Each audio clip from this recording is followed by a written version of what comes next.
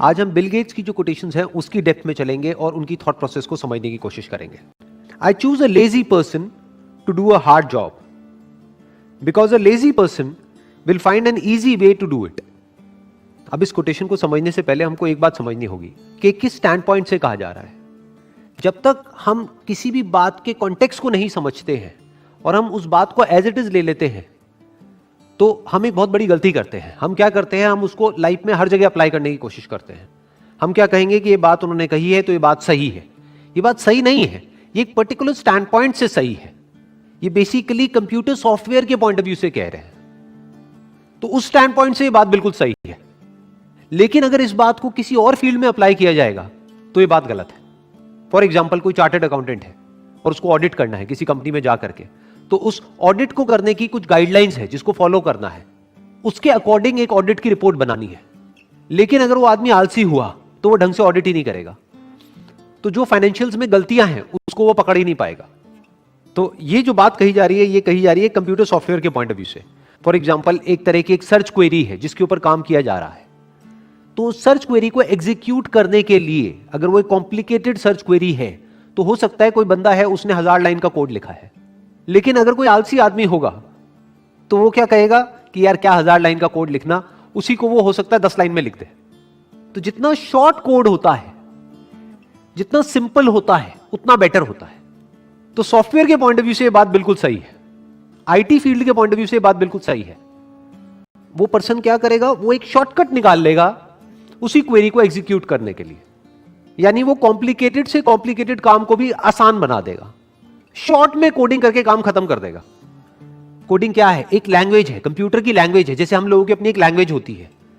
तो जो आदमी आलसी नहीं होगा वो क्या करेगा, वो बहुत सारे वर्ड्स का यूज करेगा अपनी बात को कन्वे करने के लिए। वो एक बात जो शॉर्ट में कही जा सकती है, मानो 4 लाइन में कही जा सकती है, उसके लिए वो 400 लाइन यूज करेगा। वो कई घंटे लगा देगा उस बात को कहने में। लेकिन जो बंदा आलसी होगा वो 1 लाइन कहेगा, लेकिन उस 1 लाइन में वो पूरी की पूरी बात सम अप हो जाएगी। बिल्कुल इसी तरह से कंप्यूटर की जो लैंग्वेज है, जिसको सॉफ्टवेयर बोलते हैं, जिसको कोडिंग बोलते हैं, उसमें ये बात 100% ठीक है, उसमें ये बात बिल्कुल परफेक्टली फिट होती है। तो कुछ फील्ड्स में ये बात फिट होती है, कुछ में नहीं होती है। इनफैक्ट दुनिया की हर बात ऐसी ही होती है। तो यहां से सिर्फ हमको ये नहीं सीखना है कि ये क्या कह रहे हैं, एक और बात सीखनी है कि हर बात हर जगह पे फिट नहीं होती है। चाहे वो किसी भी पर्सन ने कही हो, चाहे वो पर्सन किसी भी लेवल पे हो, हर बात का पहले स्टैंड पॉइंट समझना होता है, फिर देखना होता है कि वो बात किस एंगल से कही जा रही है, फिर उसको समझना होता है। क्योंकि हम कई बार क्या होता है, डे टू डे लाइफ में इतने एंटैंगल्ड हो जाते हैं कि अपना काम काम काम काम, ऊपर से pressure pressure pressure pressure, deadline deadline deadline, यही सब चल रहा होता है ना, कि इस टाइम तक ये हो जाना चाहिए, अब ये एग्जाम आ रहे हैं, अब ये चेकिंग हो रही है, ये हो रही है। इतना हम इन्वॉल्व हो जाते हैं कि हम भूल ही जाते हैं कि हम जी क्यों रहे हैं। क्या सिर्फ काम करने के लिए? काम क्यों करते हैं? पैसे के लिए। पैसे से क्या होता है? पेट भरता है। क्या सिर्फ इसलिए जी रहे हैं? वो तो जानवर भी जी रहे हैं, जानवर भी अपना पेट तो भर ही लेते हैं ना। तो हम में और जानवरों में फर्क क्या है? क्या हम किसी तरीके से ऐसा, I am 100% sure without a shadow of doubt, जो मैं आप सबकी आंखों में देख रहा हूं, कि क्या हम सबके अंदर ये डिजायर है या नहीं है कि हमारी वजह से किसी की लाइफ बेटर हो जाए? ये डिजायर है, लेकिन हम कितना कर पाते हैं ये? अगर हम सच बोले अपने आप से तो बहुत कम। क्यों? क्योंकि हम अपना डे टू डे लाइफ में एंटैंगल्ड हो जाते हैं, उलझ जाते हैं डे टू डे पेटी इश्यूज में। कोई बंदा बैठा है, वो आपको अननेसेसरी ऊपर से बैठ करके टॉर्चर कर रहा है, कुछ उल्टा सीधा बोल रहा है, आपका मूड खराब कर रहा है, आप सही भी कर रहे हो तब भी आपकी गलतियां निकाल रहा है। कोई है अपनी प्रमोशन के लिए आपको नीचे गिरा रहा है, आप जो अच्छा कर रहे हो वो कोई देख नहीं रहा है, जरा सा आपने कुछ कर दिया तो आ करके आपकी धज्जियां उड़ा दी, है ना। ये सब चीजें हो रही हैं जो अभी आपको बिग इश्यूज लग रहे हैं। In reality these are just petty issues. आज से 20 साल बाद आपको याद भी नहीं रहेगा ये सब बातें। क्या याद रहेगा? कि मैंने किसकी लाइफ टच करी, सिर्फ माइंड के लेवल पे नहीं, दिल से। तो अगर हम अपना ध्यान ये समझ लें कि जिनको बिग इश्यूज समझ रहे हैं वो एक्चुअल में बहुत ही छोटी चीज है हमारी लाइफ में, वो इंपॉर्टेंट नहीं है। मतलब वो चीजें होती रहेंगी अपने लेवल पे, वहां पे बात चलती रहेगी, ये चलती रहेगी, लेकिन उसकी वजह से हम अपना मूड खराब ना करें। क्योंकि जहां आपका मूड खराब हुआ, अब आप क्या अच्छा करोगे बच्चों के लिए? जैसे अगर आप इसको, मेरी बात की गहराई को अगर आप पकड़ पाए, आप लोगों का खुश होना बहुत जरूरी है, इतना जरूरी है जिसकी कोई हद नहीं है। क्योंकि जो इंसान खुश होता है वो कभी किसी के साथ गलत नहीं कर सकता। क्या ऐसा पॉसिबल है कि आप कहो कि मेरा आज मूड बहुत ही अच्छा है, मैं तुझे मार करके तेरे छोटे छोटे टुकड़े करके फिर तुझे खाऊंगा? इट्स नॉट पॉसिबल, है ना? ये सब थॉट्स कब आते हैं माइंड में? आ जाते हैं जी, कई बार शादीशुदा लोगों के माइंड में आ जाते हैं। बहुत हो गए, ये चीजें होती हैं। लेकिन कब होती है? जब हमारा मूड खराब होता है। जब मूड अच्छा होता है तो तब तो जो कहोगे मैं करने के लिए तैयार हूं।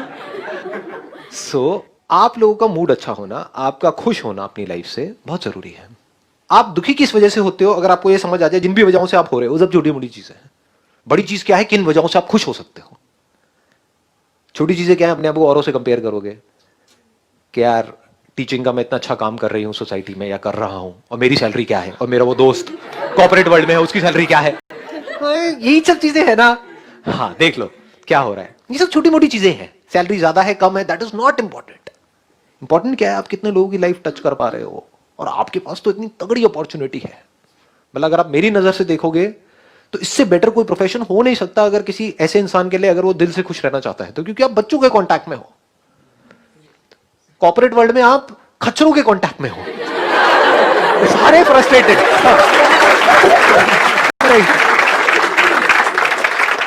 हम आलसी होते चले जा रहे हैं। We are becoming more and more lazy. इसको ध्यान से समझो, because this is need of the hour. Problem क्या है? आप लोग अचीव तो बहुत कुछ करना चाहते हो, लाइफ में करना बहुत कुछ चाहते हो, अगर बॉडी साथ नहीं देगी तो कुछ नहीं उखाड़ सकते। बॉडी में कई तरह की पेन्स हो गए, ये हो गए, वो हो गए, तो क्या करोगे? तो ये माइंड में बिल्कुल क्लियर होना चाहिए कि मैं एक्सरसाइज करके किसी पे एहसान नहीं कर रहा हूं, करना ही पड़ेगा अगर मेरे को लाइफ में कुछ भी ढंग का करना है तो। Otherwise I will become more and more lazy physically. Similarly at the level of mind, वहां पर लेजीनेस का मतलब क्या है? एंटरटेनमेंट। चारों तरफ एंटरटेनमेंट है, that is the pinnacle of laziness, entertainment. आपको क्या करना है? जा करके बैठ जाओ एक मूवी में, या फिर अपने कंप्यूटर पे, मोबाइल पे एक के बाद एक कुछ देखते चले जाओ। ये क्या है? एंटरटेनमेंट। एंटरटेनमेंट में क्या होता है? क्या दिमाग लगाना पड़ता है?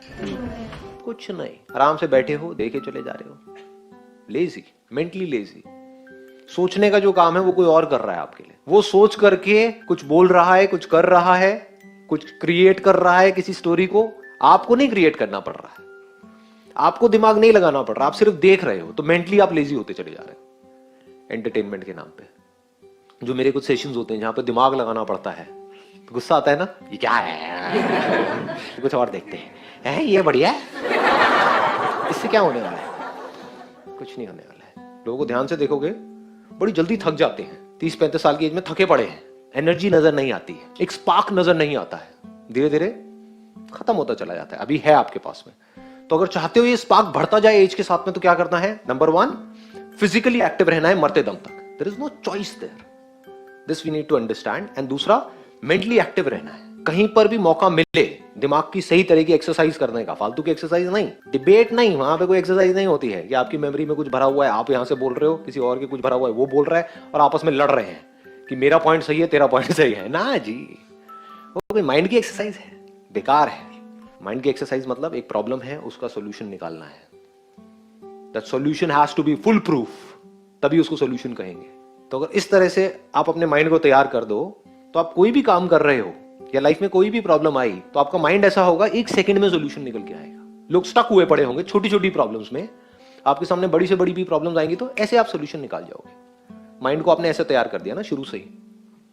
तो जो आपको अपना दोस्त लग रहा है, वो एक्चुअल में आपका दुश्मन है। This entertainment industry is not your friend, it's your big enemy.